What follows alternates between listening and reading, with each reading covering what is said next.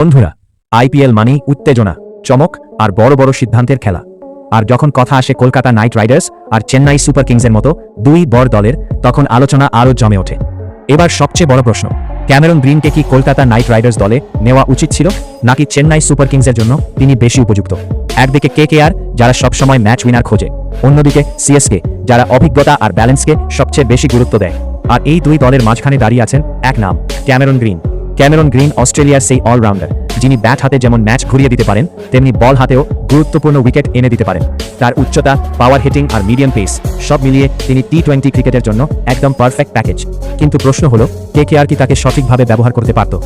Kolkata night রাইডার্সের middle অর্ডারে অনেক সময় স্থিরতার অভাব দেখা যায়। আন্দ্রে রাসেল আছেন, কিন্তু ইনজুরি আর ধারাবাহিকতার সমস্যা সবসময় থেকেই যায়। সেখানে ক্যামেরন গ্রিন একজন নির্ভরযোগ্য বিকল্প হতে পারতেন। তিনি শুধু বড় শটই খেলেন না, চাপের সময় ইনিংস গড়তেও পারেন। অন্যদিকে রিঙ্কু সিং, যার উপর কেকেআরের ভরসা অনেক বেশি ছিল, এই মৌসুমে প্রত্যাশা পূরণ করতে পারেননি। অনেক ম্যাচে তাকে সুপার ফ্লপ মনে হয়েছে। যে রিঙ্কু শেষ ওভারে ম্যাচ জেতানোর জন্য পরিচিত ছিলেন, সেই রিঙ্কুর ব্যাট এবার অনেক সময় চুপ ছিল।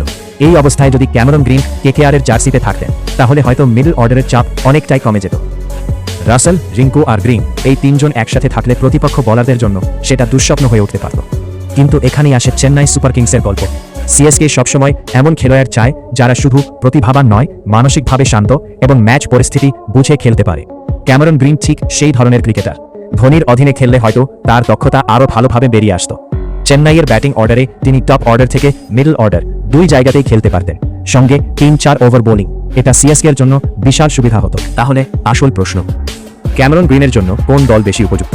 যদি আক্রমণাত্মক ক্রিকেট, পাওয়ার হিটিং আর দ্রুত ম্যাচ ঘোরানোর কথা বলা হয়, তাহলে কেকেআর এগিয়ে।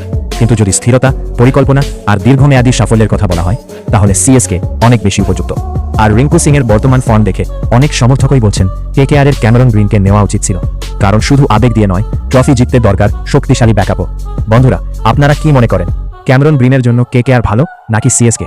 আর রিঙ্কু সিং কি সত্যি এই মৌসুমে সুপার ফ্লপ? কমেন্টে অবশ্যই জানান। ভিডিওটি ভালো লাগলে লাইক করুন, চ্যানেলটি সাবস্ক্রাইব করুন এবং বেল আইকন চাপুন, কারণ এখানে প্রতিদিন এমনই দুর্দান্ত ক্রিকেট স্টোরি আর আইপিএল আপডেট নিয়ে হাজির হয়। আবার দেখা হবে পরের ভিডিওতে নতুন এক ক্রিকেট বিশ্লেষণ নিয়ে। ততক্ষণ পর্যন্ত